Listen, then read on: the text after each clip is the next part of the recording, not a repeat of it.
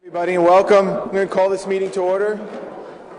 Adequate notice of this meeting has been provided by posting on the bulletin board in Village Hall, by mail to the Ridgewood News, the Record, and by submission to all persons entitled to the same as provided by law of a schedule, including a date and time of this meeting. Roll call, please. Councilwoman Houck. Here. Councilman Pucciarelli. Here. Councilman Ritchie. Here. Councilwoman Walsh. Here. And Mayor Aronson. Here, please join us as we salute the flag. I pledge allegiance to the flag of the United States of America and to the republic for which it stands, one nation, under God, indivisible, with liberty and justice for all.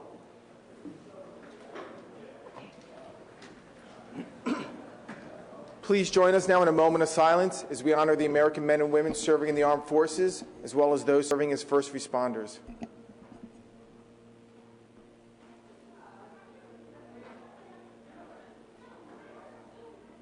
Great, thank you very much. Good evening, everybody, and welcome. We have a great meeting tonight. We're going to be swearing in 5 new firefighters, or 4 new firefighters, and promoting 1. But before we get to that, we've got a few housekeeping things we're going to take care of. The first thing we're going to do is acceptance of financial reports. I move the bills, claims, and vouchers and statements of funds on hand as of October 31st, 2013 be accepted as submitted. I second. Houck. Yes. Pucciarelli. Yes. Ritchie. Yes. Walsh. Yes. And Aronson. Yes, I move that Village Council minutes of February 25th, February 26th, September 25th, October 2nd, and October 9th, 2013, having been reviewed by the Village Council and now available in the Village Clerk's office, be approved as submitted. Second. Houck. Yes. Pucciarelli. Yes. Ritchie. Yes. Walsh. Yes. And Aronson. Yes, and now Deputy Mayor Albert Pucciarelli will read a proclamation in honor of National Family Week. Thank you, Mayor. Whereas Thanksgiving is a time for the Village of Ridgewood to celebrate families and to encourage public awareness of the importance of family life in our community, and whereas organizations across the country promote programs, ideas, and activities that support the core values inherent in National Family Week, as the role families play in our society is underscored. And whereas strong families are the center of strong communities, the building blocks of our social development, teaching important values such as compassion and honesty to our children. And whereas families offer a supportive environment and help ensure that children grow into responsible members of society by providing guidance and unconditional love as parents shape the character of their children. And whereas the Village of Ridgewood supports the organizations, programs, and resources that meet the needs of our children, adults, and families. Now, therefore, be it resolved that the Village Council of the Village of Ridgewood does hereby proclaim November 24th through 30th, 2013 as National Family Week in the Village of Ridgewood, and ask that all communities and people of the United States join together in observing this week with appropriate ceremonies and activities to honor our nation's families. Thank you, Albert.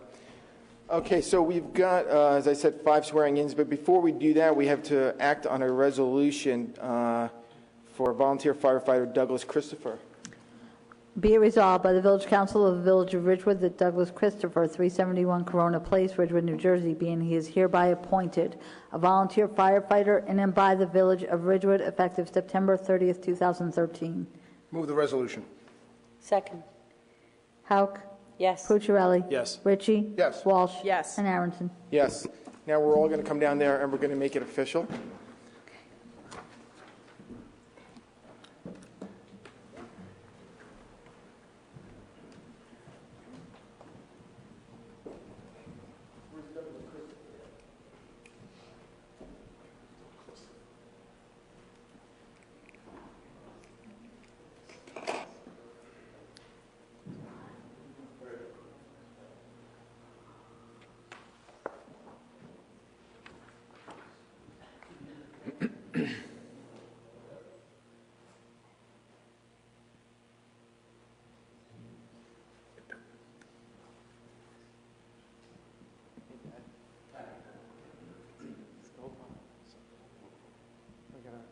Available for the photographers.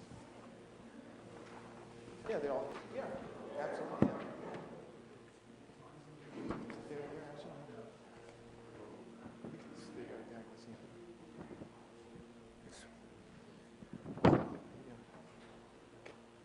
Hand on the Bible, hand up. And repeat after me. I, Douglas Christopher, do solemnly swear that I will support the Constitution of the United States and the Constitution of the State of New Jersey, and that I will faithfully, impartially, and justly perform all of the duties of the office of volunteer firefighter according to the best of my ability. So help me God. Congratulations.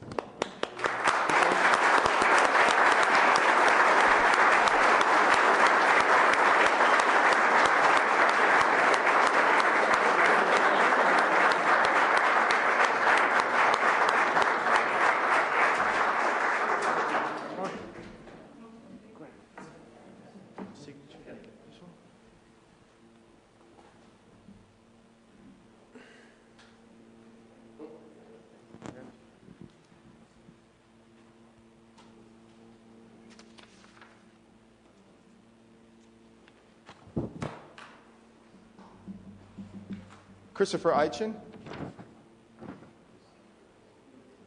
And do you have any family or anybody going? Is their family.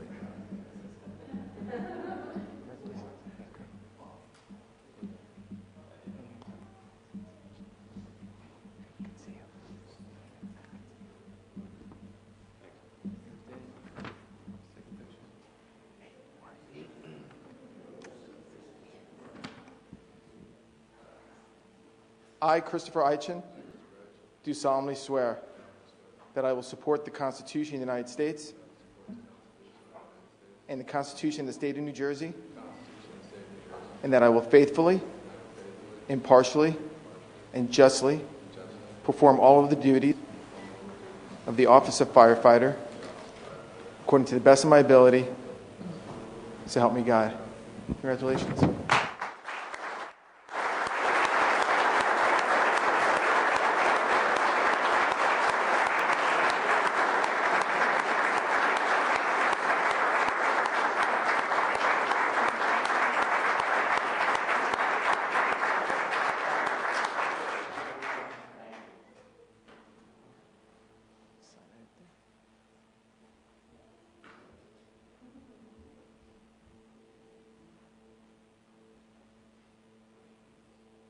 Thanks again. Appreciate it.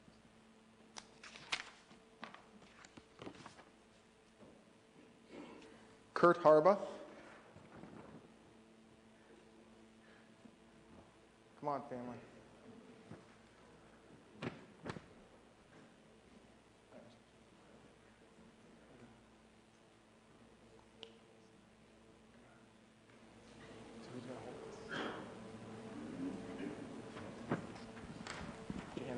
Right hand up. Yeah, you got to face the photographer. It's all about photographers. I, Kurt Harba, do solemnly swear that I will support the Constitution of the United States and the Constitution of the State of New Jersey, and that I will faithfully, impartially, and justly perform all of the duties of the office of firefighter according to the best of my ability. So help me God. Congratulations.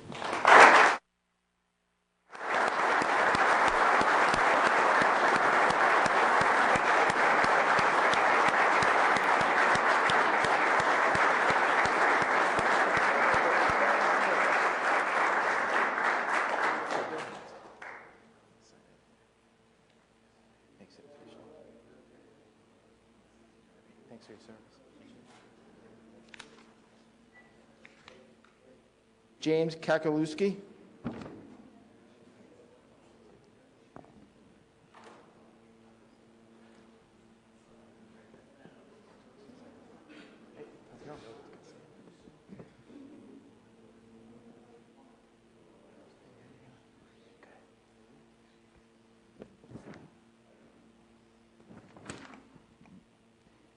I, James Kakalewski, do solemnly swear that I will support the Constitution of the United States and the Constitution of the State of New Jersey, and that I will faithfully, impartially, and justly perform all of the duties of the office of firefighter according to the best of my ability. So help me God. Congratulations.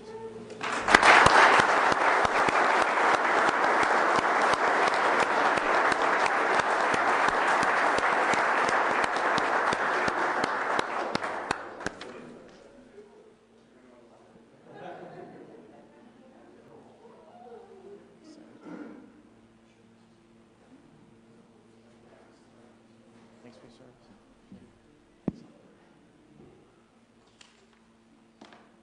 And last but certainly not least, Harvey Weber.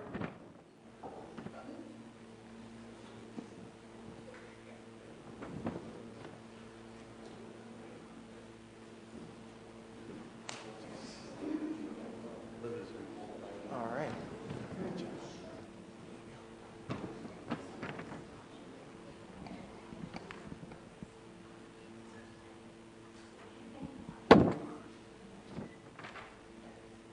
I, Harvey Weber, do solemnly swear that I will support the Constitution of the United States and the Constitution of the State of New Jersey, and that I will faithfully, impartially, and justly perform all of the duties of the office of Fire Lieutenant according to the best of my ability. So help me God.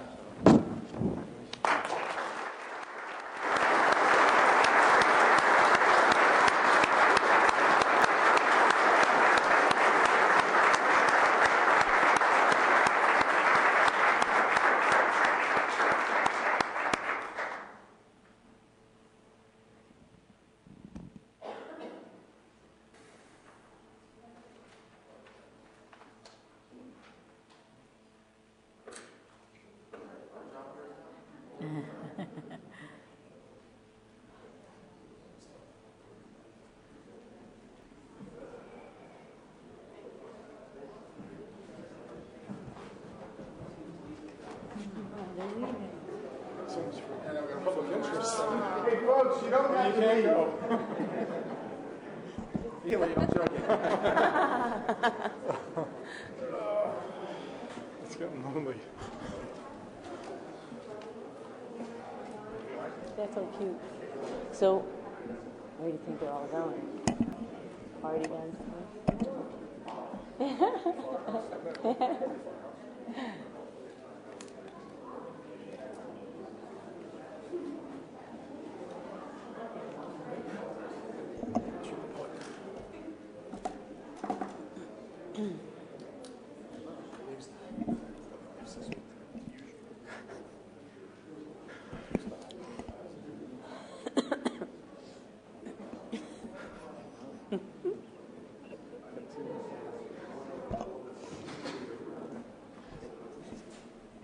All right, we'll take comments from the public now. Anyone who's got a question, comment, remark, words of praise, feel free to step up to the podium.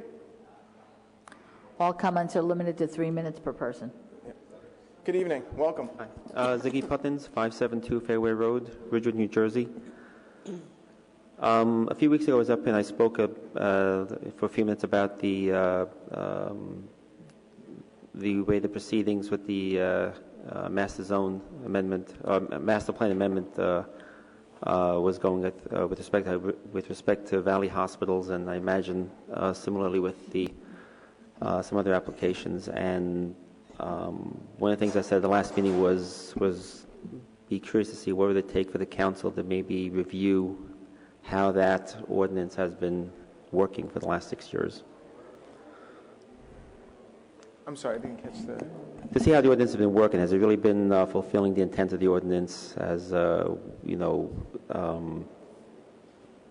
pluses and the minuses, there seems to be a lot of, at least from my perspective, I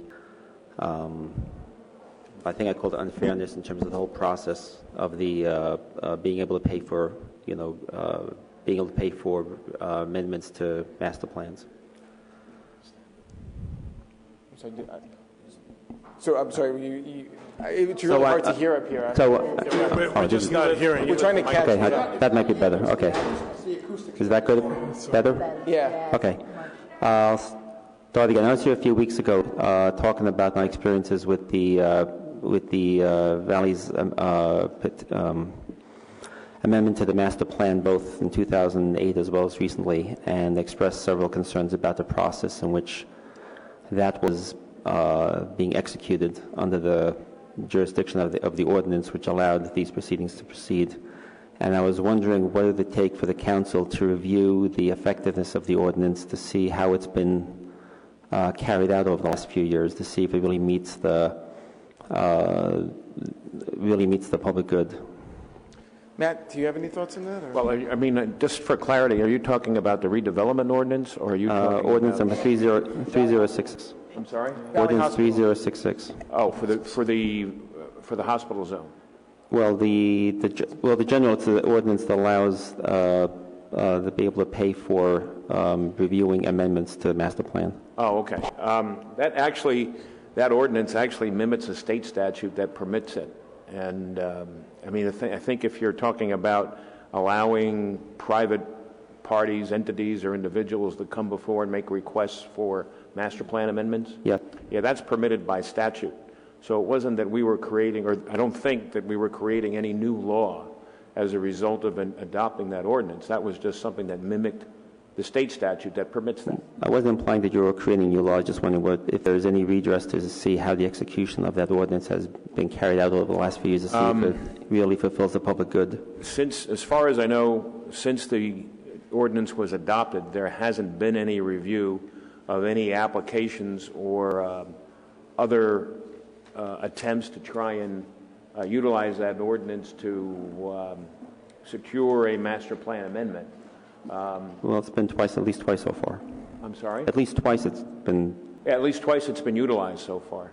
Right. But I don't think there's been any review as to whether or not it's been effective or not. Well, that's what I'm trying to say. So what would it take to have such a review? That's what I'm trying to find out. Well, I mean, we are not, the council, basically, when it comes to the master plan amendment, if there's some type of an impropriety that occurs... No, not to review the amendment, to review the ordinance which is allowing this I know, to... but please let me finish before Okay, you I'm sorry, interrupt go me ahead. again. If there is some type of impropriety in terms of an application for an amendment to the master plan, the reviewing court or the reviewing tribunal is the superior court. We don't have the right to review the planning board's action or whether or not the process is working. The ordinance itself just simply repeats or mimics the statute, which permits that to do. The procedures are also outlined in the municipal land use law. So if somebody needs redress with regard to that, or somebody feels that it's not being done properly, the method or the way to approach it is through the Superior Court. But Okay. that's not to say that we can't take a look at those things, but, you know, it hasn't had that circumstance. Again, I'm not saying anything about the execution or the impropriety of any applications being, performed by the board. I'm not talking about that. I'm talking about the intent of the ordinance as the council passed it. Sure, and I think what Matt had said is the ordinance follows state statute, and so the redress would be to the state superior court. We don't make that body of law here. That's above our pay grade, so to speak. So is this something that he should, if you're interested, contact the state legislator? Or is there a specific issue that you are aware of that's something that we should be aware of? Well, I gave a little speech a few weeks ago, and I think I mailed out the contents of it to the council, and I don't think I copied you on it, though. But generally, it just seems to be a fairly one-sided event. The public does not really have a chance to provide input, and it also seems as though there's no motivation for what I call maybe validation of some of the assertions being made. There's no chance for checks and balances in the whole process. Okay. Well, That's a gist of it. Hold on a second. that's a procedural issue that would, if the public was not getting the opportunity to be heard, I'm not saying not getting any opportunity, but just it's not kind of getting a lost. fair opportunity. That's my view, yeah. Okay. That certainly is something. Yeah, your concerns are noted, and maybe, Matt, you can reach out to Gail Price, I will do that. the yes. council Let me board. send that email over to me or whatever. Okay, so you're saying it's primarily an issue of the execution and the ordinance? Okay. It's a issue of the execution of the processes and not necessarily the ordinance. So if you could send your email over to Matt, Okay. and we can take it from there. I'll try and look at it and respond. Okay, all right, thank you. Thanks, Iggy. Appreciate it.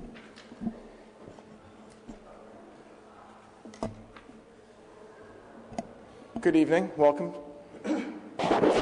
My name is Jim Griffith, and now I live at 159 South Irving Street.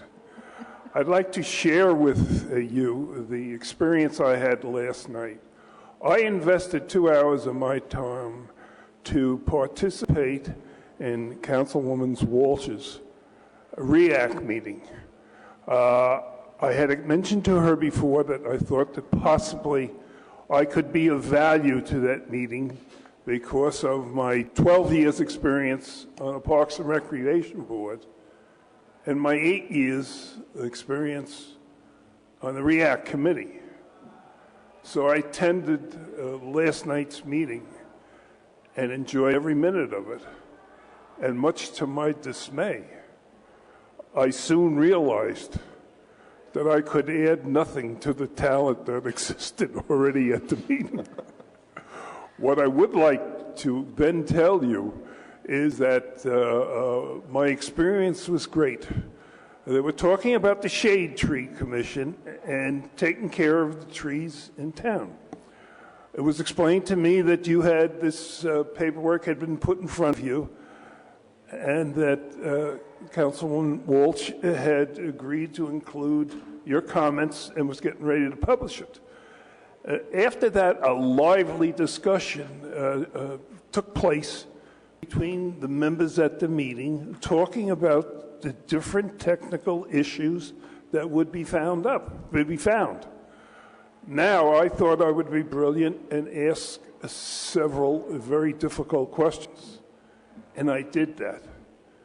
And I very quickly got abrupt and very clear answers. So I recognized I was not dealing with a bunch of rookies. All right? Then I thought I would cover my tracks by asking them how they thought they stood with regards to the other groups in the county who had the same task. And they immediately answered, oh, yes, there are so many who have the Shade Tree Commission. And then they listed 3 towns in which that expertise excelled and they could easily go to for reference. And I asked them, if you have a question, can you go to these people and see how they handle it? And they said, by all means. We're already doing it. So the reason I'm sharing this with you, I left there with a very warm and confident feeling that when it comes to trees in this town, it's a very narrow assignment. And it's great that you only have one assignment that's that important. And there's no doubt that those people can handle it well.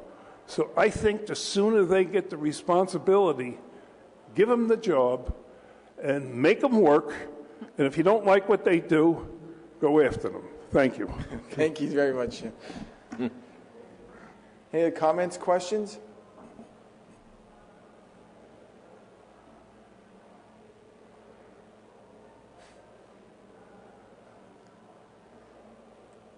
Good evening.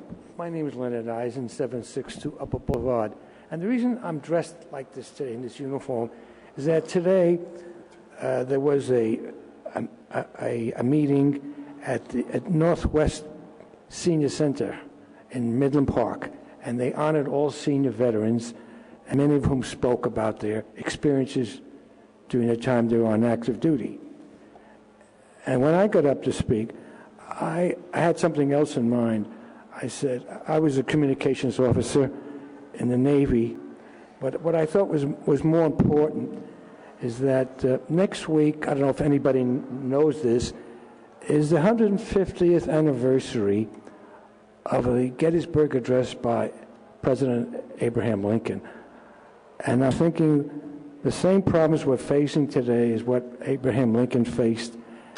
And since he spoke 150 years ago, many thousands of Americans have died, and even many more thousands have been crippled in defending the liberty of our nation. And I thought it would be appropriate to read the Lincoln Gettysburg Address. Maybe some of you had to memorize it when you were in school.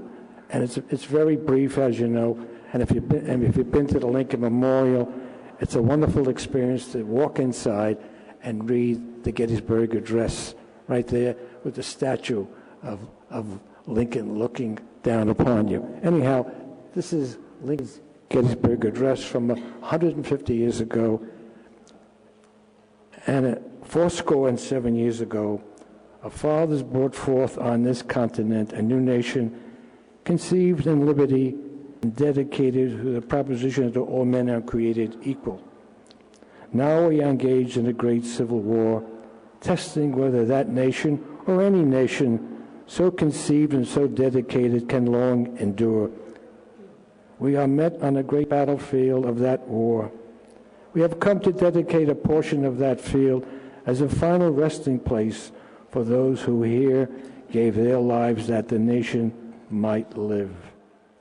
It is altogether fitting and proper that we should do this. But in the largest sense, we cannot dedicate, we cannot consecrate, we cannot hallow this ground.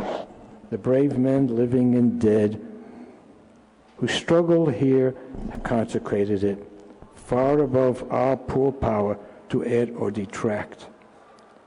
The world will little note nor long remember what we say here, but it can never forget what they did here.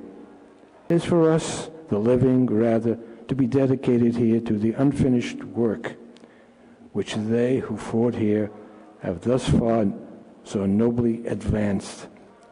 It is rather for us to be here dedicated to the great task remaining before us, that from these honored dead we take increased devotion to that cause for which they gave the last full measure of devotion, that we here highly resolve that these dead shall not have died in vain, that this nation under God shall have a new birth of freedom, and that government of the people, by the people, for the people, shall not perish from the earth. Thank you. Great. Thank you, Mr. Eisen. Thanks for sharing that with us. Mr. Eisen, just if I'm so permitted, thank you for your service. You certainly should be proud of that, and be proud that the uniform still looks pretty good on you, too.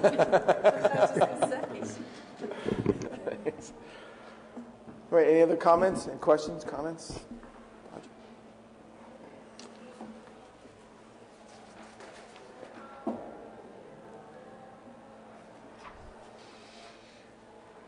Good evening. Welcome. Good evening, Mayor and Council. Roger Wigan, 216 South Irving Street. I'd like to make a couple of comments, and I have a question at the end concerning a resolution that you folks will be voting on this evening. Resolution 273, which is the Bolger donation for the stable. I want to emphasize my comments are not about a person or people. It's about the process and the perception. And I really don't know Mr. Bolger. I've never met him, nor his son. So this is not a personal comment about him. I'd like to take you back, if you don't mind, to 2008, to a council meeting on July 9th, and I have the minutes here of the meeting, and if you would just bear with me, I'm not going to be very long here. Just want to read a couple sections here, and then I got a question. At the time of this meeting, an ordinance was proposed to create a policy on the village's acceptance of gifts. And Councilwoman, the late Councilwoman Zuzi, worked on this ordinance with Mr. Rogers. And Mayor Fund asked Woman Zuzi to review this item. And Councilwoman Zuzi stated that many residents in Ridgewood have spoken to her about how upset, angry, and concerned they are about the council's approval on April 29th of David Bolger's offer to renovate the Pease Library.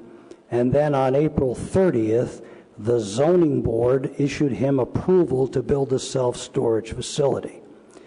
As she understands it, there was no knowledge of the council of the zoning board's agenda and no knowledge of the zoning board of the agenda of the council. But it happened, and the intention was to try to set something up in an ordinance such that this cannot happen again. Mayor Fund asked if everyone on the council agrees, and Councilman Killian stated that he thinks it's a good idea. Councilman Mancuso and Councilman Aronson agreed. Mayor Fund feels it is unfortunate that there can be actions that can be questioned, and if this ordinance helps prevent those questions, then he feels it is a good thing. So as you know, the ordinance was introduced that evening, and it was voted on in August at the next public meeting, 2008. And Mayor Aronson, as a councilman, all the people on the council made comments, but I'd just like to read your comment here. Councilman Aronson said that he wanted to begin by commending and expressing his gratitude to Councilwoman Zuzi for introducing this ordinance, and also Mr. Rogers for helping her work on this ordinance. He feels this is an important ordinance. Necessary in his mind is good government 101. He thinks it is incumbent upon the council as the governing body for this community to do the right thing and adopt this ordinance. For the integrity of the council and for the good of this community, he would urge his fellow council members to join him in supporting the ordinance. And it was subsequently passed unanimously by the council at the time. So now the question I have is, we have this gift from Mr. Bolger, a very generous gift. He has a application that I know of before the planning board. So what has changed since 2008, which would cause us to even consider this donation? Sure, I appreciate the question, and then I'm going to turn to Matt. Just to clarify, Mr. Bolger does not have an application before the planning board. His son has an application before the planning board, and there is a clear distinction between the Bolger Foundation and J.T. Bolger's business. So that point is an important clarification to make. Matt, I don't know if you want to speak to the ordinance. The only other thing I can add to that is that I think it was in 2010 or 2011 the council reconsidered that ordinance. Correct. And adopted an ordinance that amended that and changed it completely. So the only thing I can say is that they thought about that ordinance and its impact and regulating gifts to the way that they did back in 2008, and thought better of it and decided that wasn't the way to go. And if I could, then the reason we did that is because we again, it was that council, as well as every council I've been on, including this one, that believes in this concept of good government. And transparency was the key thing. And so we were looking to make the process transparent. And that's what the subsequent resolution, if I recall, did. It set up sort of categories, and it was all about transparency, that the public should be aware if anyone does have business before this body, the planning board, the zoning board, before the town, and they want to make a contribution, that should be see the light of day. Everyone should be aware of that. But again, in this case, there's two different entities that are involved. And I think part of it, too, was that the improvement in communication between applications that are before any of the development boards and the council with regard to anybody who gives a gift. I mean, that's now looked at anytime anybody makes an offer, which back then, it may not have been, I'm not sure, I wasn't involved in that aspect of it, but so that has helped. And I think everybody feels that the boards are, everybody is aware of what their duties and responsibilities are, and their efforts to make sure that nobody gives favors or does not allow each application to stand on its own merits.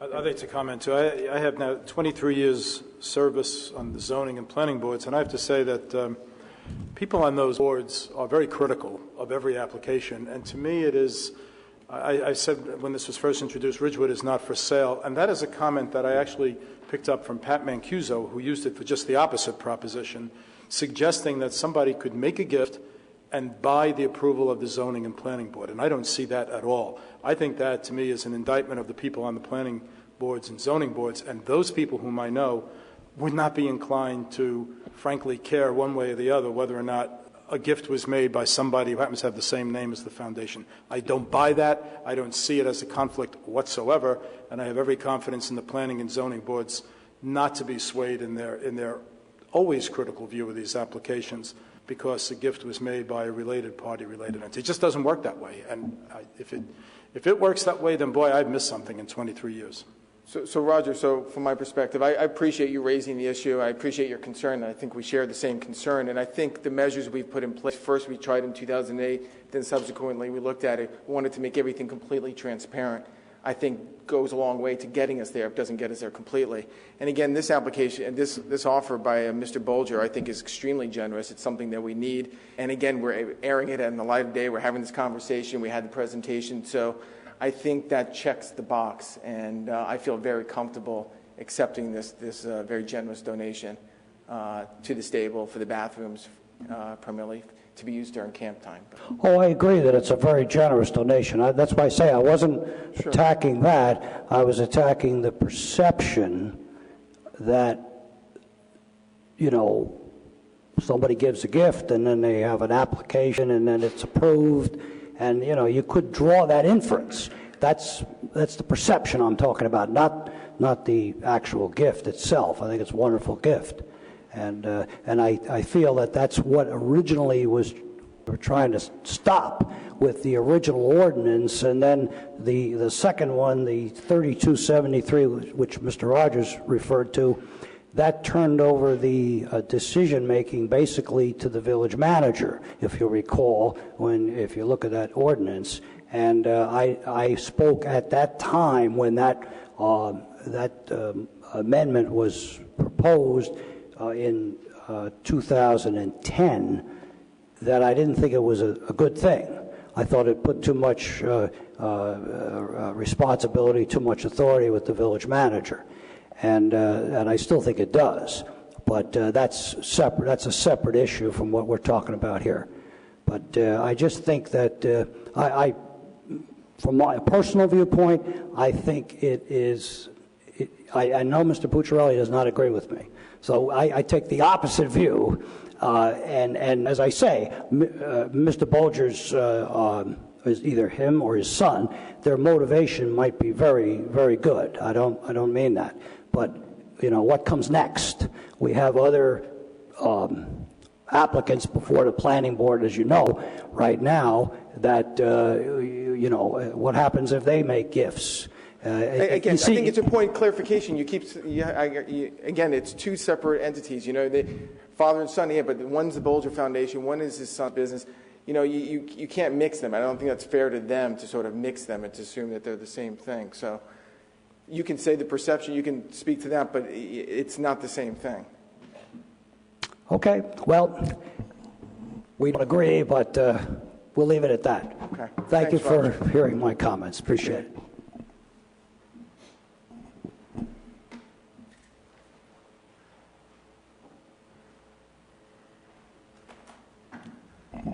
Good evening. Welcome. Good evening. Boyd Loving, 342 South Irving Street. I'd like to follow up on Mr. Wygant's comments with respect to the resolution that's on the consent agenda tonight for passage. I, too, was at the meeting in 2008. Remember it well. Remember the incident that Mr. Wygant spoke of well, too, on April 29th of 2008. When the Bolger Foundation promised $1.3 million to the village, and the next day, a firm that Mr. Bolger is affiliated with, 240 Associates, received approval from not sure whether it was the Planning Board or the Zoning Board of Adjustment, for the construction of a self-storage facility on Chestnut Street. And if we could just take a moment to clarify, a few months ago, Mr. Wells, Thomas Wells, who was Mr. Bolger's attorney, or the Bolger Foundation's attorney, was in here And I believe, if I recall correctly, he indicated that J.T. Bolger, who is the principal of 240 Associates, is also on the board of the Bolger Foundation. So, Mr. Mayor, you were indicating that it is two separate things, but just so we get that on the record, that Mr. J.T. Bolger is on the board of directors for the Bolger Foundation and is also a principal in 240 Associates, a firm that has a pending application before the Zoning Board Adjustment, before the Planning Board for the construction of high-density housing on Chestnut Street. So, as Mr. Wigand indicated, this is of some concern to me. The original ordinance was intended to prevent this, and we seem to be back to square one. As Mr. Wigand has indicated, I will say the same thing. Never met Mr. Bolger. Very generous offer, something that the village does need to do in terms of the improvements over at the stable. Certainly, people give money for various reasons. However, there's this ordinance on the book that indicates that you are not supposed to give a gift if you have an application pending before the Zoning Board of Adjustment or the Planning Board or any board. I guess there is some disagreement as to whether this is the same entity or not. Again, for the record, one of the principals of the firm that has an application pending before one of the boards also serves on the board of the organization that intends to give the money. I am as confused as Mr. Wigand is in terms of what are we doing here. When Valley Hospital came in and wanted to give $8,150 in February, you would have none of it. Did not want to take their money. At the time, comments were made about we don't want to give the appearance of any impropriety. Mr. Ritchie was quoted as saying if an organization has an application before the board, there's a hard and fast rule and we intend to follow it. Again, perhaps a disagreement as to whether this is the same entity or whether the two entities are connected or not. There was also an incident this summer, generated a large editorial in the Record about the acceptance of some complimentary tickets from a gentleman who has an application before the Planning Board. So we seem to be, we don't take money from some people, but we do take money from others. It's confusing to me, and my opinion, based upon the original intent of the ordinance, I was at the meeting where it was discussed, and I was at the meeting it was passed, is this flies in the face of the original intent of the ordinance. And you may be comfortable with it, but as a taxpayer, I'll tell you that I am very uncomfortable with it. Thank you very much. Thank you. Any other comments or questions? All right, we'll move on to the manager's report. Heather? At this time of Thanksgiving, I'd like to have everyone join our community at the Interfaith Thanksgiving service, which will be held Tuesday, November 26th at 7:30 p.m. at the Unitarian Society located on Cottage Place in Ridgewood. All are welcome to attend. I want to remind you one more time that our first menorah lighting ceremony to mark the start of Hanukkah will be held on November 27th, the night before Thanksgiving. It will be an event beginning at 5:30 p.m. All are invited to attend. I also want to mention that this holiday lasts for 8 days, and the menorah will follow tradition, and a candle will be lit each night. However, at those subsequent nights, there will not be an event. The event is being held on the 27th, which is the first night. But anyone can stop by if they so choose, probably about the same time, about 5:30, for the lighting of the next candle on the menorah. I also want to announce that there's a new business, Cobra Automotive Repair, at 264 South Broad Street. Great. Thanks so much, Heather. Move on to Village Council reports. Start with Gwen. I just want to do a wrap-up on the forum, which was last Thursday at Ridgewood High School, Senior Forum, co-sponsored with the Community Center and Bergen Community College. Our discussion centered mostly on ways senior citizens participate and contribute to their communities, the communities that they live in. We determined that today senior citizens are not viewed as simply a dependent population, and we discussed the various ways that their experience and talents and time make them a positive force in today's world.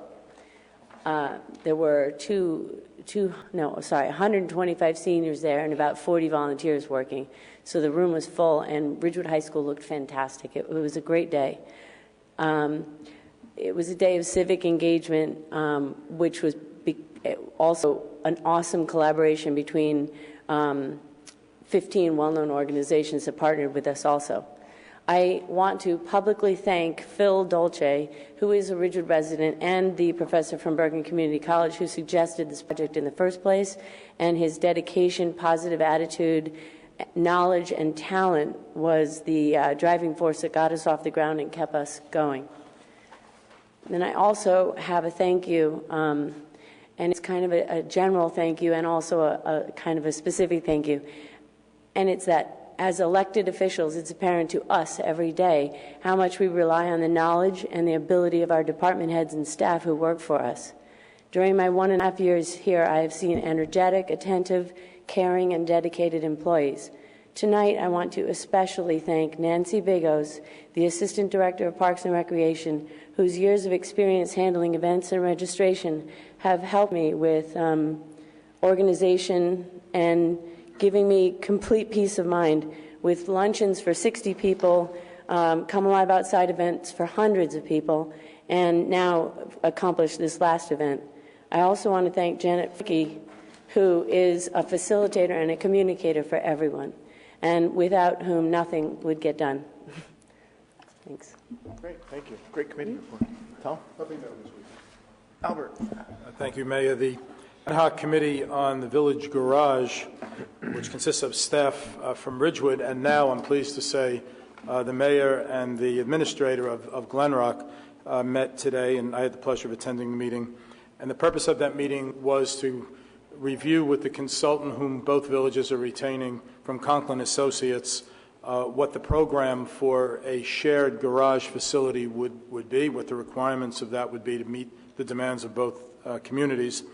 And now the charge to that individual from Conklin Associates is to come back to us by December 15th with a feasibility report as to whether the site we've identified, and possibly maybe other locations, but probably the site we've identified at the property that the Village of Ridgewood owns in Glen Rock will be suitable for a building, and what the footprint size of that building would be. And then we'll take it from there to the next step, which will probably be, if the council elects to continue, soil testing, and then after that, presumably a building concept design, maybe an architectural design. So that's where that committee's work is. The next step is the report back on December 15th. The Financial Advisory Committee met earlier this month, and some of the members, most of the members of that committee are here tonight. You'll be hearing from them directly, so I won't say any more, but I'm delighted to have that committee here so the entire community will be able to hear from them. The Historic Preservation Commission will meet tomorrow evening at 7:30 in the Garden Room. One of the items on the agenda is the proposed ADA facilities that will allow for accessibility from the parking lot of Graydon Pool to the pool area. So it should be an interesting discussion tomorrow evening. Thank you. Great. Thanks, Albert. Good stuff. Bernie? Yep, I just have REAC, and I want to thank Mr. Griffith for showing up and staying the whole time with us last night. I do have a great team. I'm very lucky to have residents that really put their time in. And to Gwen's comment, you know, Chris Rudishauser and Blaise Brancho, who's actually sitting in the back here, have really been an asset to us in working through this. So tonight, we're actually going to be voting on our Shade Tree Commission ordinance, so we're very pleased with that. And again, REAC is going to be working on all of the comments that we've gotten from the council members so that at our December 4th meeting, we're going to have a pretty healthy discussion as to that ordinance and where it's going to go from there. So, you know, thank everybody for putting the time in, and the comments that we've gotten from residents has been very helpful in the process. So it was a great meeting. Great. Thanks, Bernie. The only thing I'll say is just a special thank you to the American Legion for putting on, again, another extraordinary Veterans Day event. I don't know how many of you were there, but it's really just, it's one of those things that just gets better and better, and it just was really wonderful. And the weather held up, which is always a good thing. But it was really nice way to commemorate and say thank you. With that, we will move on to our ordinances. We start with the introduction of 3397. I move the first reading of ordinance 3397. Second. Hauk? Yes. Cucciarelli? Yes. Ritchie? Yes. Walsh? Yes. And Aronson. Yes, so ordered. Will the clerk please read ordinance 3397 by title? An ordinance to fix salaries, wages, and other compensation of and for the white-collar employees of the Village of Ridgewood, County of Bergen, and State of New Jersey. Before we go any further, I just want to explain a little bit about the ordinance. It covers the years 2012 to 2015. There is a 1.5% increase for each of those years. Those on Step 8 in 2012 will receive a 1.75% increase.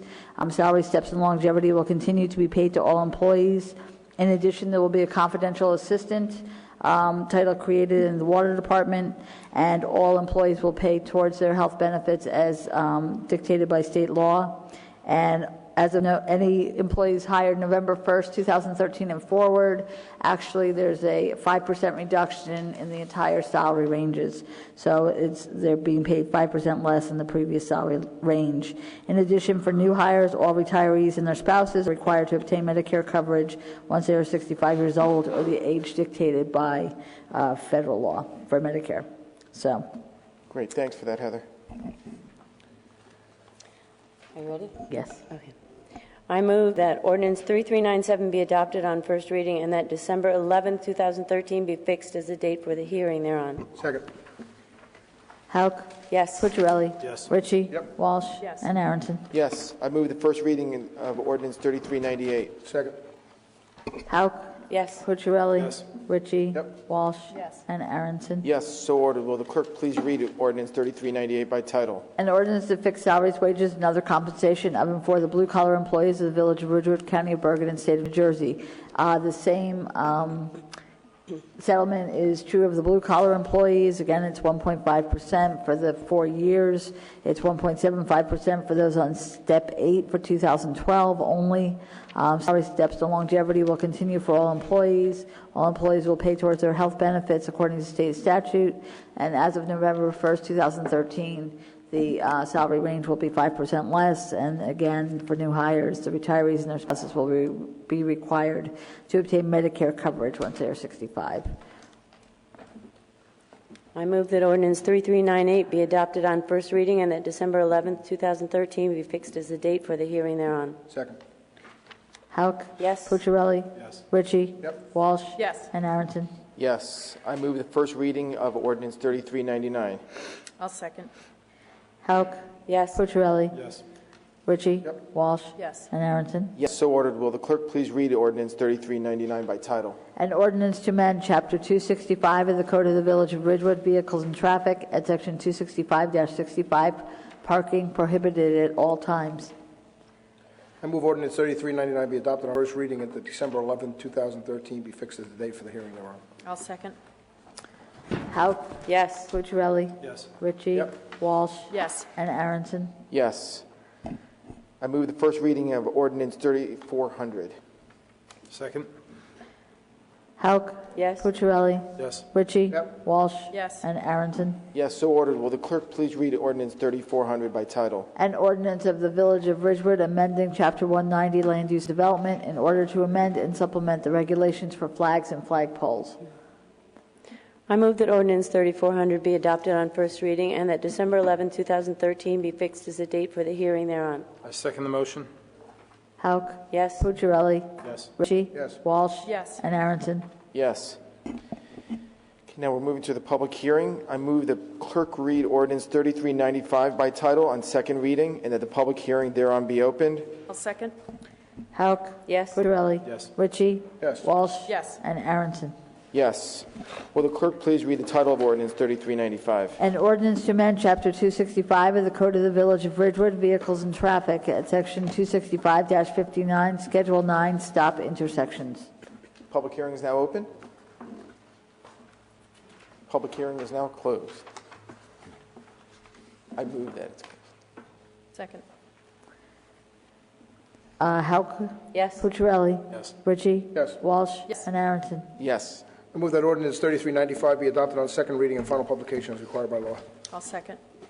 Hauk? Yes. Cucciarelli? Yes. Ritchie? Yes. Walsh? Yes. And Aronson. Yes. I move the clerk read ordinance 3396 by title on second reading and that the public hearing thereon be opened. I second. Hauk? Yes. Cucciarelli? Yes. Ritchie? Yes. Walsh? Yes. And Aronson. Yes. Will the clerk please read the title of ordinance 3396? An ordinance to amend Chapter 265 of the Code of the Village of Ridgewood, Vehicles and Traffic at Section 265-59, Schedule 9, Stop Intersections. Public hearing is now open. I move that the public hearing be closed. Second. Hauk? Yes. Cucciarelli? Yes. Ritchie? Yes. Walsh? Yes. And Aronson. Yes. I move that ordinance 3396 be adopted on second reading and final publication as required by law. I second. Hauk? Yes. Cucciarelli? Yes. Ritchie? Yes. Walsh? Yes. And Aronson. Yes. Before we go to the resolutions, I know Matt wanted to say something. Just with regard to resolution 13-273. I know that there were discussions about it last week in regard to the contract, the construction contract and agreement that had to be entered into between the village and the Bolger Foundation. I reached out to Tom Wells, the attorney for the Bolger Foundation, several times since that time. We haven't been able to discuss the amendments that I think are necessary for that agreement, so we haven't been able to solidify that agreement. So at this point in time, the terms and conditions of the agreement haven't been finalized, but I think the council can still consider the resolution if it would like, or carry it till the first meeting in December, first public meeting in December. The resolution as written does say that it authorizes execution of the agreement once the terms and provisions in that agreement are acceptable to the council. So you can still go ahead with it if you'd like. Great. Anything else, Bernie, you wanted to say something? Yeah, I'd like to make a comment on this. As many of you know, I'm a member of the Women's Club of Ridgewood. I've been on the board of the Women's Club of Ridgewood for about 6 years. Since I've been a member, Mr. Bolger has been very gracious and generous to the Women's Club of Ridgewood in gifts to the Women's Club, in work that he's done to the Women's Club, additions, upgrades. And, before we came into the meeting here, I brought it up with my council members that, because I am a board member and I accept gifts from him, that there is perhaps a conflict for me in voting on the dais for this resolution. So I just wanted the public to be aware of that. And just so everybody knows, Bernie did advise me of that, and I advised her it's not a conflict in both instances. It's a matter of accepting gifts. You're not granting any favors. You're not in a position to grant any favors, not being on any board or anything like that. So I don't think it creates a conflict in your duties as a councilwoman. Great, thanks. Mayor, I'd like to just clarify, too, that council will report back to this council, legal counsel will report to the village council the terms of the contract before the contract is executed, and then the council would still, at that point, reserve the right to accept or reject the contract itself. What I would anticipate is that once we do get the terms, it would be brought on before the council in a work session, so it can be discussed then, and there might be opportunity for the public to comment. Thank you. Sure. And just to reiterate Albert's point, my vote tonight is absolutely contingent upon that the terms and conditions of that contract. We had hoped that we'd have it tonight, but we don't. But clearly, all we're doing is authorizing the acceptance of that based upon the ability to arrive at terms and conditions that are acceptable to this council. If they're not acceptable, then there won't be any gift to accept it at that point. At least my vote would be not to accept it. Thanks. Great, absolutely. And again, just to clarify, there is language in the resolution itself stipulating that fact. So we're all, I think, all on the same page here. Heather? Resolution number 13-278, we have to have Mr. Brancho, our planner, come up and make some comments about that resolution, is my understanding. Sure.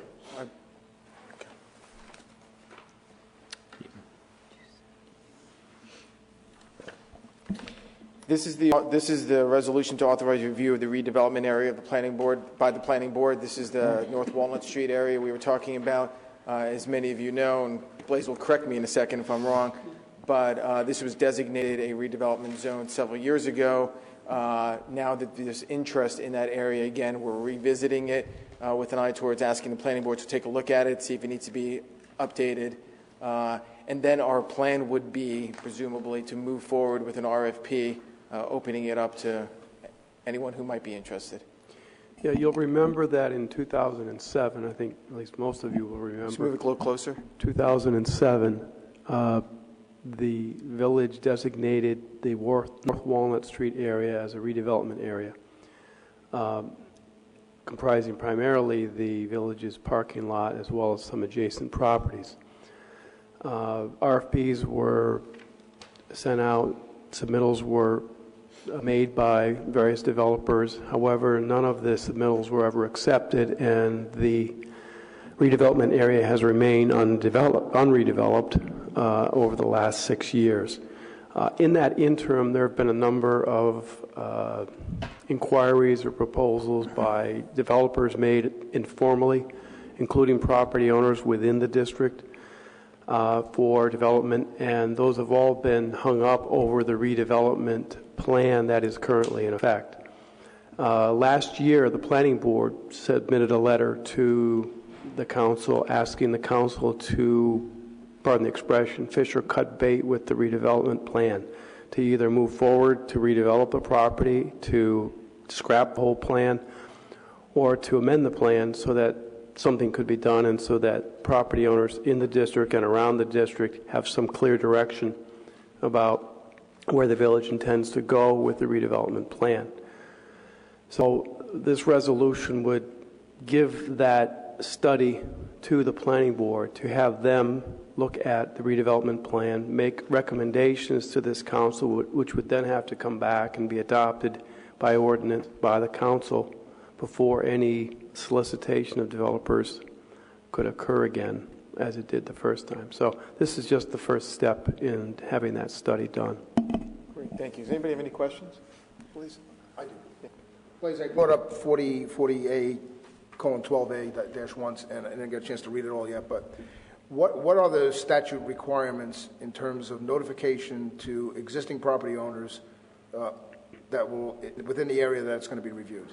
When a redevelopment plan is adopted or amended, or when there's a study to determine whether there's the areas in need of redevelopment, there's notice that is sent out to affected property owners. You just said adopted. What happens right now at the very beginning of the process? At this, there's no notice required because at this point in time, the planning board has not done a study, has not made a recommendation. There's no, as far as I know anyway, no inclination that the boundaries of the district or the properties affected would change more, what uses would be permitted, what the development standards would be within the redevelopment district, which constitutes a separate zone district by law. Right. So the properties that were noticed before are the same properties that are currently in the plan. And certainly the notice would follow. It may be the planning board may come back to the council and say we don't recommend any changes, in which case no action would be taken and no notice would be needed. But if there were a recommendation to change the boundaries or to amend the redevelopment designation or to change the standards via ordinance, then of course all notice requirements would have to be met at that time. I would be much more comfortable in an effort of transparency that if we're even going to begin a discussion, that the property owners are at least notified via some sort of correspondence that there's there's no law against providing extra notice. Saying, let me finish if I could. I would really be comfortable that if even we're talking about it tonight already, that a property owner doesn't come in here a month from now and say, why didn't you tell me? We didn't receive any notice that you were even discussing this again. So I would feel much more comfortable, if my colleagues agree, that we at least notify them that the council has asked by resolution that the planning board look at this redevelopment area again. That's up to the council. If the council wants to do that, that's fine. I think that's a good request. Why not? Yeah. It seems fair. It's not a problem. We'd have to prepare the list, obviously, and I think the right approach for that would be to, let's think. Either the council could do that notice saying that they've passed this resolution, but I think the better notice would be to inform them of when the planning board is going to be discussing this. Sure. That hasn't been scheduled yet. Because theoretically, there could be a different property owner from when was the first. Oh, yes. developed. Yeah, we'll have to get a new list So from the even though assessor. they may have bought that property knowing very well that they were in a redevelopment zone, they may not have. So I think that becomes important. All right, I think the better approach would be for the planning board to do that notice when it knows what dates it's going to discuss it. Yep. The area consists of village-owned and non-village-owned property. Correct, yes. You don't have to notice us, we know. I'm sorry? You don't have to notice us, we know. He's joking. Right, Yeah. I get it. Any other questions, comments, please? Great. Thanks, Blaise. Appreciate it. You're welcome. Heather, back to Now you. I'll do it right. The following resolutions, numbered 13-257 through 13-279, will be adopted by a consent agenda with one vote by the village council. They will be read by title only. Award contract under state contract, 2014 Ford F-250 pickup truck for the fire department. Award contract for extraordinary unspecifiable service, emergency sewer repair, 149 Woodside Avenue. Recommendation to rescind contract and redirect award of contract, purchase of public safety fiber optic cable and materials, Village of Ridgewood and Borough of Glen Rock. Approve change order number 1, coffee concession area improvements at the Village Train Station building. Title 59, approval, Mountain Avenue and Gardner Road corner, right sizing. Establish annual service charge and payment for guarantee bond for Ridgewood Senior Citizen Housing Corporation and guarantee of payment of revenue bonds. Authorize deed of conservation easement for Block 4704, Lot 12, General Energy Property. Authorize amended agreement, acceptance of 2013 Green Acres Grant Funds, Irene Habernickel Family Park. Accept Community Development Block Grant Funds and authorize execution of contract sidewalk ramps at Irene Habernickel Family Park. Confirm endorsement of Community Development Block Grant, Village of Ridgewood, ramp from Graydon Pool, parking lot to Linwood Avenue. Confirm endorsement of Community Development Block Grant, Share Inc., refurbish resident kitchen at 130 Prospect Place. Confirm endorsement of Community Development Block Grant, Share Inc., backup generator at 130 Prospect Street and 104 Cottage Place. Authorize execution of agreements for upgrade and improvement of signalized intersections. Approve budget transfers. Cancel grant reserves and receivables.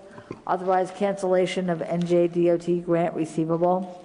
Accept donation from Bolger Foundation renovations at the Leicester Stable. Accept donation from John Van Dievender Memorial Foundation renovation of athletic field at Irene Habernickel Family Park. Approve Boy Scout project planting of daffodil bulbs in Grove Street traffic calming island. Authorize request for proposals for assessment of horse barn at Irene Habernickel Family Park. Establish Shade Tree Commission. Authorize review of redevelopment area by the Planning Board and confirm endorsement of Community Development Block Grant, Broadwood Condominium Association, rehabilitation of 4 affordable home ownership units. May I have a motion? I move the consent inclusive of all comments made. I second the motion. Hauk? Yes. Cucciarelli? Yes. Ritchie? Yes. Walsh? Yes. And Aronson. Yes.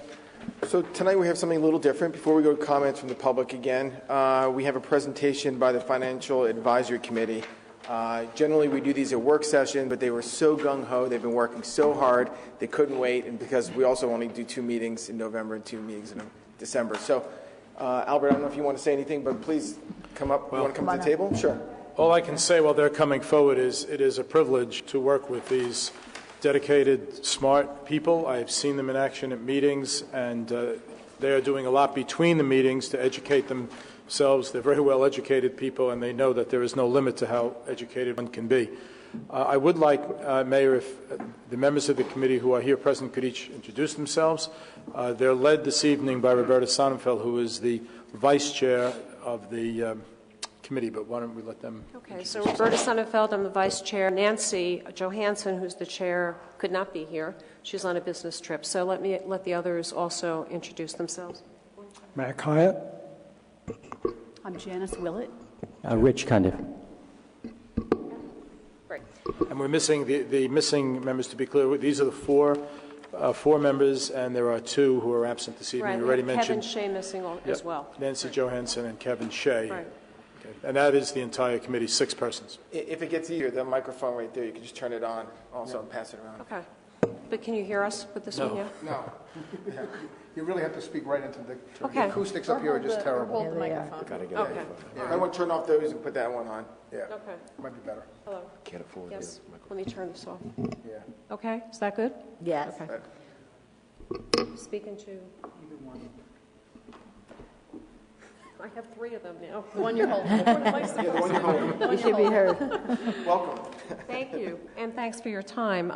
I just wanted to start with a little bit of an introduction, and then we'll go right into it. We really appreciate the time with you tonight, and as you know, we're a new committee, and as a new committee, we had to structure ourselves in the last 2 months, and we also really had to determine the streams of work that we wanted to do, and we had to determine the priorities, and we decided as a team to divide and conquer and to assign different people to different tasks and different sub-teams.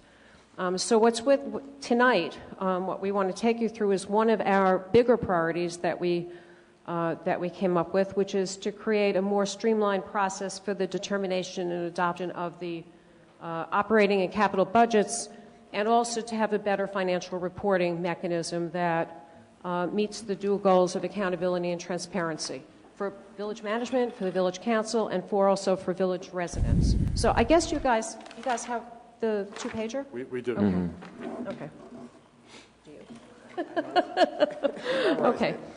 Okay, so just to give you a little sense of what we did here, it was really Mac, Janice, and myself that were assigned to this particular subtask. We assigned ourselves. Rich, of course, opined on this at the regular Finance Advisory Committee meetings. But the way we looked at this was we decided that we would first, from a process point of view, meet with Heather and meet with Steve Sensari, which the 3 of us did. We spent about 2 hours. We went through the high-level budget process, the iterative nature of the budget process, the timing, etc. We went back to the committee. We brainstormed among the 3 of us. Then we decided that we needed to go back to Heather and Steve to take them through the recommendations that you see here tonight. And I think in general that we got broad consensus on the recommendations from village management, although there are some concerns that we'll talk about. Okay, so I think that was good. And we discussed it, as I said, with the rest of the Finance Advisory Committee as well. So going right into this, do you want to go through each one of these individually and talk about them? You want us to take the whole thing? Do you have a... Yeah, I think for the benefit of the residents, it would make sense. To take one at a time? Yeah, okay, absolutely. All right, I have the first 2, and then I'm going to hand it off to Mac and Janice. The first one, which is kind of easy, I think, is that we learned, as we went through this budget process at least, that the capital and operating budget processes are separate and distinct. And that struck us a little, as private sector kind of people, usually those 2 things are done in tandem. And actually, truth be told, I think, Heather, you mentioned that years past, we did them together at the village as well. So the immediate recommendation here was to combine both of those processes for the 2014 budget. So unlike the 2013 budget, where the operating budget was done over a 9-month period of time, and then the capital budget came on the heels of that, what we're saying here is do them both together.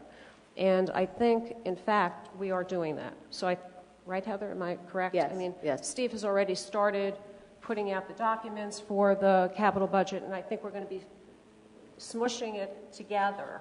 Smushing it. Is that a technical term? This is the financial technical term. We're going to be smushing it together for 2014. So unless anybody has a comment or a disagreement or... Why don't you go through them, and then if someone wants to chime in, we can. Okay, all right. And the second one is the cycle time of the budget. And one of the things that, struck us as the 3 of us sat with Heather and Steve, it's tiring. This is a tiring process. This year in 2013, it took about a year to get through the whole budget if you add the operating and you add the capital to it. So it started last year and it ended last year like August, September. It ended this year about October when the capital budget got approved. So it's like a year. And in all fairness, I think Heather pointed out that in prior years it was about 9 months. All right, so So what we're suggesting here is that we, in fact, try to take a cut at this and reduce the cycle time, as we call it, in the budget by 50%, and really have an October to March timeframe for the budget rather than the 12 months. And we're suggesting that we do that in a variety of ways. I'm going to start with one, and I think Mac will follow up. One of the good things about that is, when you think about it, when you have a budget that gets approved way into the year, you really can't use it for performance measurement until it's approved, right? So it would be better, I think all of us would agree, it would be better to have that budget approved sooner, right? So I guess in the discussions and in the brainstorming we had, the feeling was, and again, this was not measured by metrics, but the consensus of the group, and particularly village management, was the reason that the budget takes so long to get through is that the meetings are impossible to set up. The meetings between village management and council. That it takes a long time, everybody's schedules have to be coincided, the department manager's schedule, your schedules, etc. And so the very simple idea that came out of this was that we would now, Ahora, like this week or in the next week, set up timeframes for these reviews way ahead of time, and maybe set up intense sessions, whether they be maybe a Saturday for 5 or 6 hours in January, or Sunday, or a night or 2 nights or whatever. But the idea here would be, why don't we set them up now, and then they'll already be there at that point, and then we don't have this back and forth with schedules. So that was kind of the recommendation.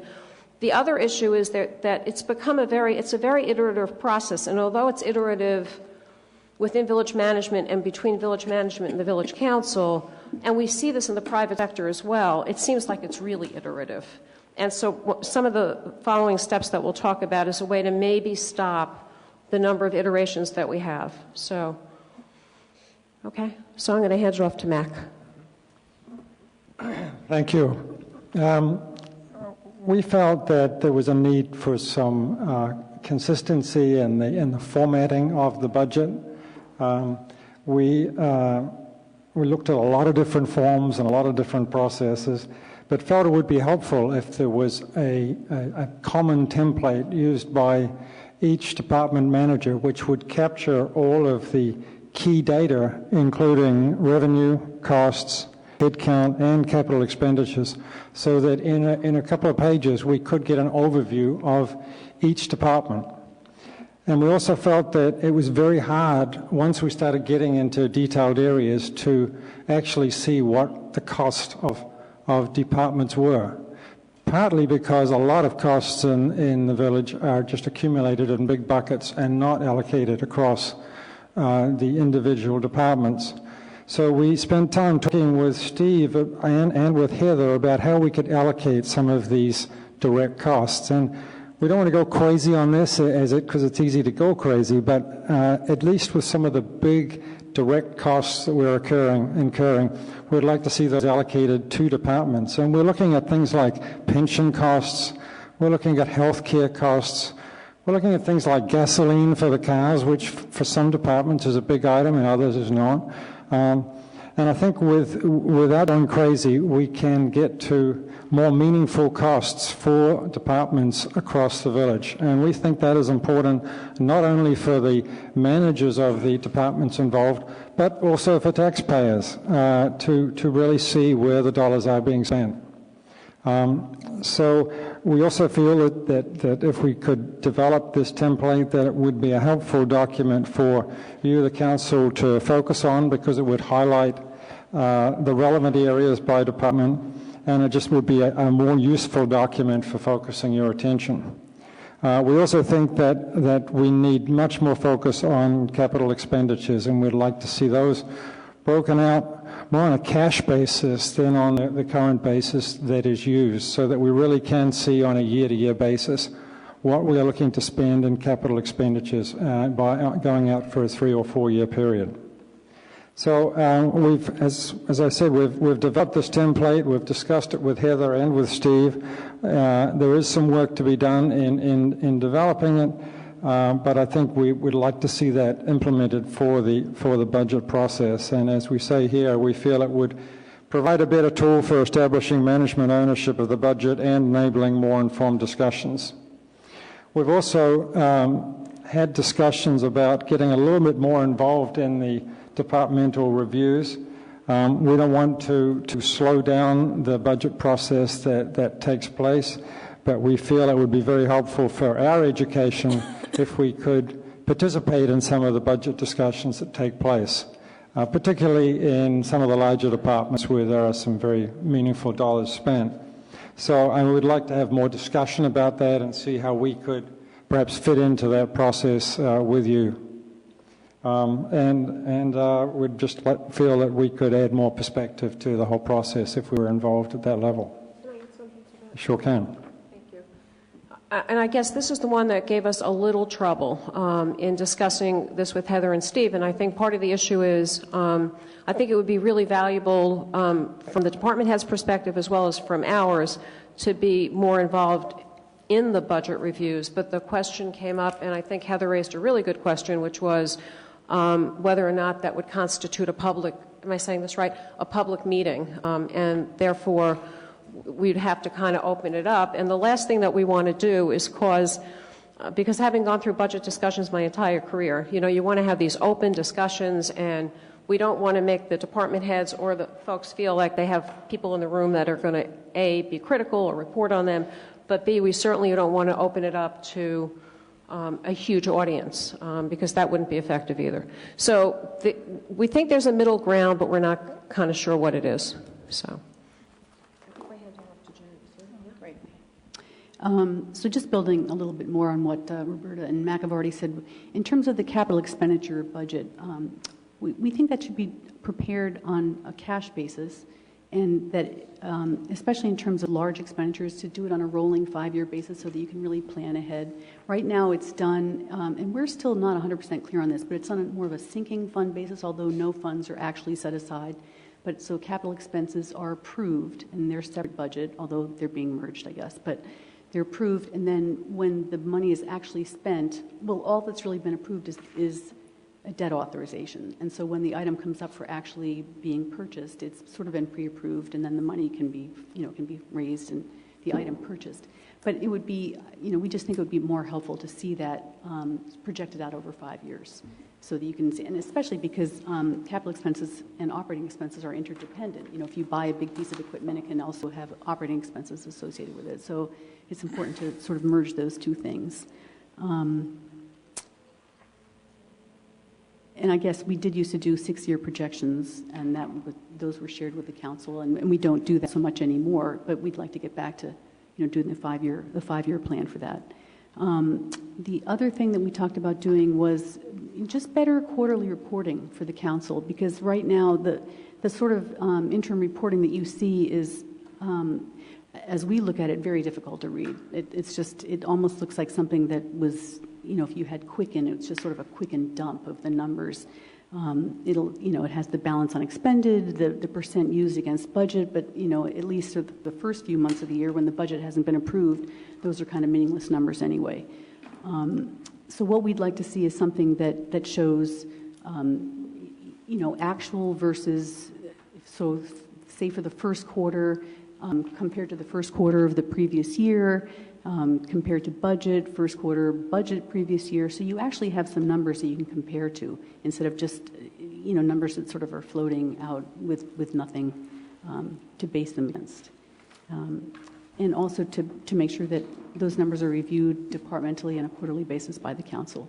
And, we would look to you for guidance in terms of the templates that you might like to see and might prefer to work with, but we can come up with some that we would propose. Walter, you have the first two. Oh, I do. Okay, right. Sorry. Well, these are short anyway, but we'd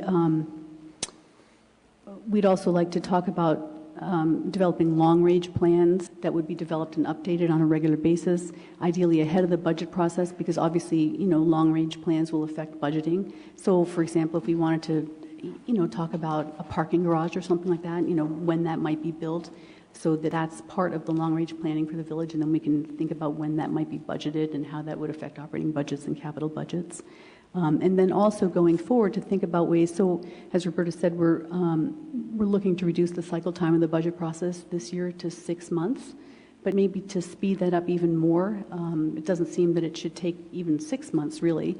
We're on a December fiscal, so it'd be nice if the budget were in place by the end of December for the upcoming fiscal year. Even though some expenditures aren't available, I mean, obviously, I think it's at least healthcare costs are not available from the state until maybe May or something like that. But you can still develop a budget without all those numbers. And they're not part of the cap, so it wouldn't really affect the numbers that are developed for voting on the tax increase.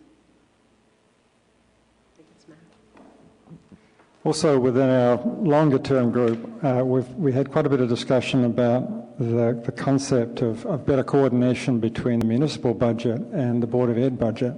Certainly, as a taxpayer, my primary interest is what is the total impact of the budget on my taxes, and I think it's very confusing for taxpayers to get a lot of publicity about the Board of Ed budget and separately publicity about the municipal budget, but not understand the full picture. So we feel it would be helpful as a longer-term project if we could look to meeting with the Board of Ed and having some high-level discussions about how we might better coordinate our budgeting efforts in the best interest of the town.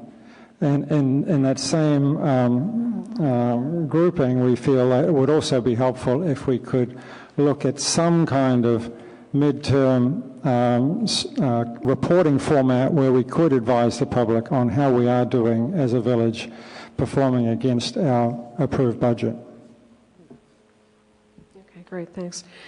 And I guess lastly, one of the things that I think dawned on us, and it actually dawned on me as we were meeting with village management, is it's really very one-sided, I think, to just measure our success as a village by financial performance. And so businesses learned this long ago. In the 1970s, they developed a balanced business scorecard where you looked at success from a variety of perspectives. And truth be told, cost and revenue are lagging indicators. They're not leading indicators. They're a result of stuff that you decided upon earlier. So developing a balanced scorecard is a big effort, and we put this down as a long-term. But other things that we would look at is resident satisfaction, client satisfaction. How satisfied are our residents with the services that we provide, basically? And with that goes employee satisfaction. Because I think everybody knows in the private sector as well as public sector, if you don't have happy employees, you don't have happy clients, and you don't necessarily have the best processes in place. And the third would be really beginning to look at service quality indicators and service effectiveness and how we measure that, so that you would have 4 quadrants, basically. And it wouldn't just be, because I don't think we're just about cutting expenses and financial performance. We're also about keeping the services at or better than what they are now, and really kind of taking in our customers' input, the village residents. So that's the last piece, and that's a big effort. So I think that's it, right? Well, first of all, I'm sorry. No, Rich? Look, does it work? Yeah. I as you said, we divided in Concord, and so I wasn't kind of on the core group of this, but I guess my take on it is I think the most important thing for you all is to have a clear picture of what the finances are, where we're spending our money. You can't start making decisions one way or another unless you have good information. So I think we all agreed that was just a fundamentally important and appropriate place to start, is just providing you with better information so you all can make better decisions for the town. So that's really where we all agreed was the right place to start. Thank you. Great. Well, thanks very much. First of all, a big thank you, because you guys folks have really hit the ground running. This is pretty extraordinary. You get these recommendations so quickly. And it's so refreshing, this conversation. This is, I've been on the council now over 5 years, and this is a very refreshing conversation. Looking at our budget process, looking at the way we do the budget in a very different light, I think is extraordinarily it's going to be extraordinarily helpful, and we'll see that going forward. Tonight, I don't know if anyone has questions or comments. We can open that up. Otherwise, what we can do is one of two things. One is get back through Albert, your liaison, any questions or comments we have, or maybe invite you back here and we can continue this conversation. But this is a really good start, and I really appreciate it. Anybody? Yeah, I'd like to make a couple of comments if possible.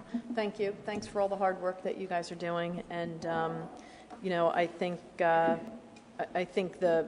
best thing about it is that this council supports all the efficiencies that you're trying to accomplish. So I guess those are some of the questions I have, though, that, and as you guys were speaking, my head was starting to think of, you know, the process and how it works. So, and I guess maybe you guys haven't even gotten to this part yet, but I'll ask the questions and see if we're there. So there's a lot of input from I'm guessing from just the management of the village in terms of the employees. So when you talk about the needs for the discussion with the management, you know, my thought is their first role is to do their job.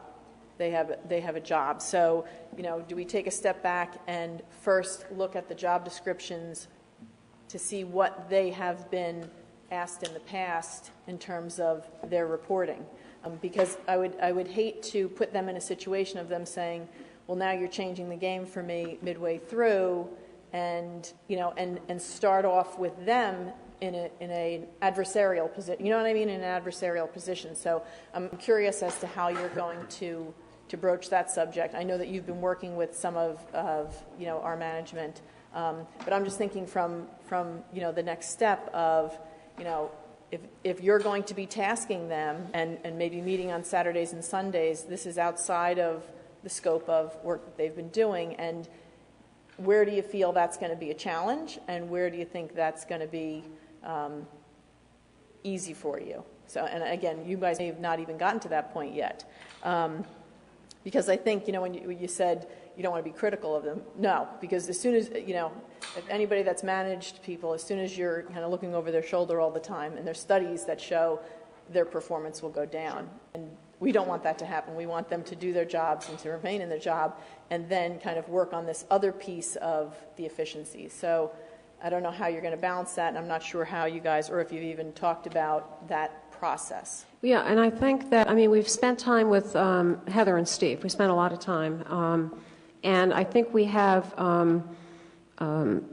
coalescence around what we're talking about, particularly, I guess you're talking about the budget summary, because the budget summary is a little different than what we've done before. Right. And in fact, what we're trying to do is kind of present a more holistic view of costs as it reflects each department. And I think what we're trying to do is we're trying to keep the workload as light as we can, and which is one of the reasons we didn't go into the depths of the reports and change them. We said, let's just do the cover sheets differently, and we offered Steve, Janice, volunteer to do some of this work with him as well. So we're trying to keep that burden lower. And I think we do need at some point to have open conversations. And again, it gets back to one of our previous points, which is how do we kind of, and I don't mean insinuate in a bad way, but insinuate ourselves, the Finance Advisory Committee, how do we insinuate ourselves in the budget process in a positive, non-threatening way? And I think we have to work through that. And I think we're looking to you to kind of give us, not your blessing, but... You know, I think you're hitting the nail on the head, because I think that whenever you're adding another layer to the process, you're going to get a little bit of pushback. I don't know if you've gotten it already, but I would imagine that there would be a little bit of pushback in terms of what's going to be expected, what has been expected in the past, and like I said, I think everybody supports the efficiencies, but are we going to then create another problem, and how are we going to deal with that, and how are we going to communicate that issue? I guess you know, everything that was here, you know, the difficulty of the meetings, absolutely. That's, you know, we have those challenges all the time, and our employees have those challenges all the time. So I think that's something that, yes, that is going to be one of the bucket of problems that you might have, or scheduling issues that you might have, and then that is going to drag the process a little bit. You know, there's nothing you can do sometimes. We have storms, we have, you know, delays. But I guess, you know, with our form of government, with our village manager, and then us as a board of directors, I think that perhaps those are where the meetings should start, and then go from there, and then filter out to the Financial Advisory Committee. So I guess I think you're addressing a significant issue, but I think it's important to point out that when we allow the budget process to run for a year, that is so inefficient. And we have heard from some of the village staff that, that causes issues for them because the budget never goes to bed. And if we can accomplish the goal of getting a budget process wrapped up within 6 months, then we're freeing up a lot of time when employees can do more beneficial work for the town. So I think, and I think they will appreciate and be happier that they're not spending so long on a process. Right. So I think there are real benefits that we get from that, but we have to work it through. And I agree, and I think that, I guess what I'm saying in terms of the job description is that the skill needs to match the job description, because, again, in the private sector, your skills match what you are expected to put out. So, sometimes. Not always. They should. But, so what some of us may feel is a process that is expected of that level. That's what I think that you guys are going to be expecting, and how do you make sure that it's not that the difficulty is that the employees are having trouble making it? Is, do they have the skill to do that? And again, that's going to be part of the process. I think it is definitely going to be part of the process. I think you're right. And I think, first, I do want to mention that Heather and Steve have been great about spending time with us and really clarifying a lot of things. And I just want to make the point, too, that we're not really asking for new information. There's a lot of data. We've got tons of, great information available. It's just sort of presenting it in a different way. And that's not that hard to do. So I think in terms of creating more of a workload for people, that's not at all what we're about. We're just trying to get the numbers out to everybody in a way that's a lot more readable and presentable and understandable. And I'm glad you brought that up, Janice, because that's one of the things that excites me most about this. When you talk about creating a template, I know in the past we've talked about even putting information online, maybe creating a web portal, so it's easily accessible to folks. Bringing the Board of Ed budget and our budget together. I mean, just making this information accessible. And you're right, it's there, but it's presented in a way that makes sense to no one. And so, if you guys could even just do that, I think that would take this whole process. And I think people would really appreciate that, because a lot of people look at our budgets, the thing that we submit down in Trenton, which makes no sense to anybody. If you guys could do that, creating a template, making it easier for everyone, I think it's a win-win across the board. Could I add, Mayor, that in the budget process would be greatly enhanced if you could identify the levers that are available to us. To me, it is a complete and total waste of time to spend more than a half hour with a department where we have no decision to make. I mean, I don't know that serves no purpose. Where do we make the decisions? And if we know where we have levers to pull, then we know where we should be focusing our attention. Information for the sake of information gets in the way of knowledge. It really does. It's just clutter. And that, I feel, is what I experienced in the last process. There was tons of data which meant nothing to me, and there was nothing I could do about it. So please tell us what levers there are for us to pull. Otherwise, I'll stay home. Second thing is, in respect of after the budget process, which I hope will be really short, you can produce a budget for a major publicly traded corporation in a period of 45 days. When the budget is produced, it would be very helpful if we had those quarterly P&Ls. It's the same process. It's money in and it's money out. What's our revenue? What's our expenditures? Are we running at a deficit, and is that deficit going to be made up because tax collections are in risk? There's nothing magic about it, but there is so much clutter around the governmental process that is just ingrained over the years that it gets in the way of understanding. It gets in the way of knowledge. I don't consider myself to be particularly dumb. I may not be the smartest person on the block, but I find it very hard to wade through some of this governmental stuff to try to get at the heart of what's being presented. So if you can help us with that, that'd be very helpful. Yeah, we really tried to listen to each of you. We met with many of you individually, and the theme that came across to us was the fact that it's really hard to pinpoint what each department is really costing us or what revenue they're producing, because we don't I don't want to use the word fully load necessarily, because I don't think, as Max said, I don't think we're there yet. but we want to be at least able to show kind of a more holistic view so that managers could really manage their expenses from an end-to-end point of view, not just one piece of it, and have accountability for that whole bunch of expenses, you know. So. Nothing right now. I just like the way your committee is engaged on so many different levels. I mean, obviously you're thinking about the budget right now, which is great. I love the capital and operating budgets working in tandem. Seems like such a no-brainer. And clearer, more readable, presentable reporting, because our system now is unintentionally misleading. So you do look at the bottom line sometimes and think that's the bottom line, but there are other things that you just can't extrapolate. So there needs to be a different chart, and I'm sure you'll come up with that because you're applying yourselves, all of you. But I love the last thing you said, which is so non-threatening and makes me feel more comfortable, which is that you're looking to measure the success, your client and employee satisfaction.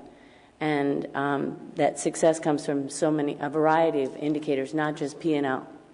So, I mean, that shows to me that you're looking at things from, like you said, the holistic, the human point of view, and not just grinding our employees or grinding out the bottom line. It's making the village a better place to live, too.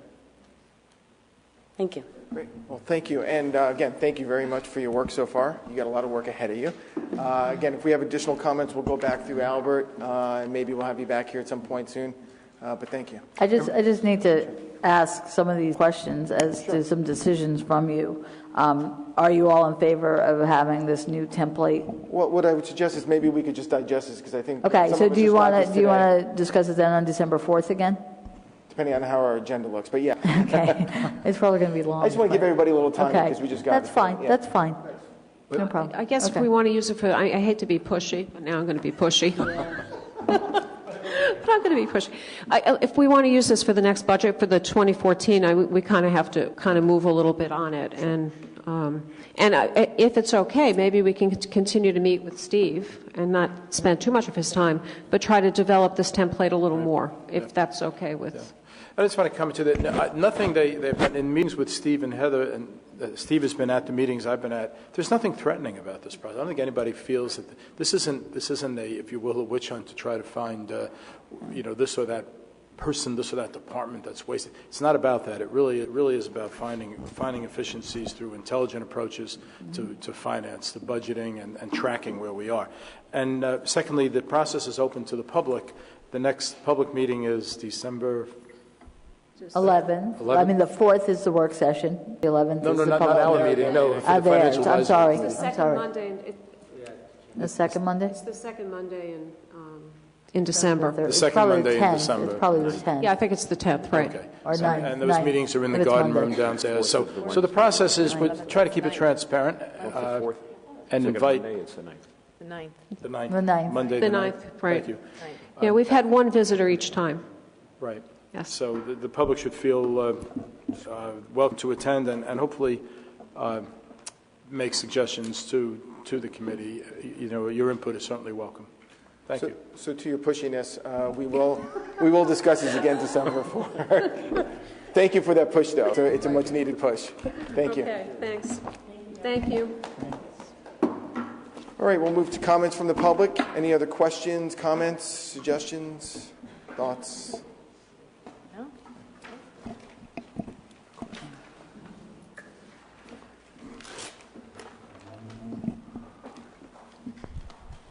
No? Boyd Loving, 342 South Irving Street. Just like to comment on Mr. Pucciarelli's remarks concerning the progress of the shared garage or the proposed shared garage in Glen Rock. I believe that, Mr. Pucciarelli, you indicated that the plan now calls for the feasibility of the site study being performed, then some soil testing would be done, and then perhaps a building design would be put in place. Were those the three things that you mentioned? What I said is once we're past this phase, assuming the council wants to continue based on what they see in that feasibility report, which we're expecting on December 15th, I had asked at today's meeting, what happens next? What's the next thing that happens from a developmental perspective? And what I was told is because of the nature of the site, the next step would be to do soil testing, soil probes, and see, what the massing of that soil is and how much the weight-bearing capability is. And then I said, and then what happens if that test turns out to be positive? Good. And then the next step after that would be to go to architectural and engineering drawings for potential building. Now, all of this is subject to, none of this has been approved. Once the feasibility study is here, it's up to my colleagues, myself, to determine if we want to go the next step. And, of course, Glen Rock also has to be heard from each step of the way. Okay, thank you. I've expressed concerns before with respect to the increased traffic in the area. I live relatively close to the proposed facility. I'm just wondering if and when there will be any kind of traffic study incorporated into the preliminary work. No doubt that will be taken into consideration. The process of developing it will be public, and I think it would be more than reasonable for us to look at. It would be essential for us to look at the traffic impact. And I don't know where that comes in the process. Do we wait until we know exactly how big the building is going to be? How many vehicles will actually be serviced there? Probably that would make sense rather than even thinking about it at this step. I would leave that, I think, to the professionals who engage in this kind of development all the time. Yeah, I just wanted to make sure that is going to be discussed. I haven't heard anything about traffic mentioned so far, with the exception of the few comments that I've made about it. Again, concern would be, and I don't really know whether you'd have to wait for the design of the building. You should know now the number of vehicles that would be serviced, because that figure is based upon the number of vehicles in the Glen Rock fleet and the Ridgewood fleet, and unless you're talking about incorporating another municipality into it. The roads leading to the facility, whether the roads can support the additional truck traffic, weight. So I'm just hoping that someday we will hear something about traffic study and that being a part of the process. The increased traffic is of primary concern to residents in the area. Yeah, I think the variable on traffic is how many vehicles would be parked on the site. We know how many are going to have to be serviced. Mm-hmm. That will have to be the vehicles of both villages that are, again, that used by the village. But how many vehicles would actually be parked on the site? That may be a variable. Maybe we can park 20, maybe we can park 50. I don't know. If, for example, all of our sanitation vehicles were parked there every night, then obviously there's going to be a traffic flow in and out by those vehicles. So that part of it is I don't think you could identify the traffic flow without knowing what the facility itself would look like and what would be around it. Again, you should have somewhat of a handle of what that's going to be, because if you're talking about closing Chestnut Street, and if Glen Rock's talking about closing their facility on Doremus Avenue, you should be able to take the count of the number of vehicles that are parked at those two facilities and have some sort of an idea. Mm-hmm. But again, just to go on record, there is concern among the residents who live in the area about increased truck traffic, about noise when the garbage trucks, when sanitation vehicles start up at 5 in the morning. So I hope these things are going to be considered before this is cast in concrete. Thank you. Great, thank you. Any other comments, questions? Leonard Eisen, I just want to say I'm very impressed by the lucid and concise presentation by the Financial Advisory Committee, and I look forward to additional presentations by them in the future. It was a delight to listen to. Thank you very much. Appreciate all your effort. Thank you, Mr. Eisen. Thank you. Any other questions, comments?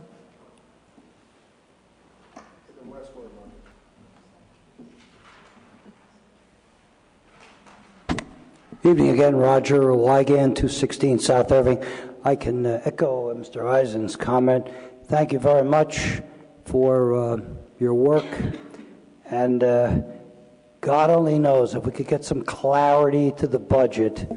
I've been attending these meetings for, I don't even remember how long ago it's been. Before there was a council. No. And it never was clear. And the Capitol, as you know, I was up here a while with that the last time, and it's very confusing. And we have a sinking fund, we don't, we do, where does the money go? And so whatever you folks are able to come up with, and sounds like you've come up with some stuff already. So I appreciate it very much, and thank you again for your effort and your work. Appreciate it. Great. Thank you. Thanks, Roger. All right. Anything else? Motion to go into closed meeting?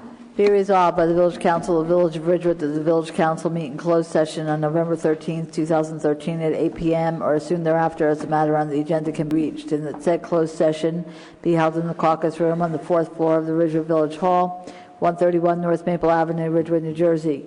And be it further resolved that the matters to be discussed in closed session are limited to personnel matters to include village planner, village clerk's office, village manager's office, village manager's search, engineering department, finance department, appointments to boards and committees, and village auditor. These matters are allowable under NJSA 10:4-12 et sec.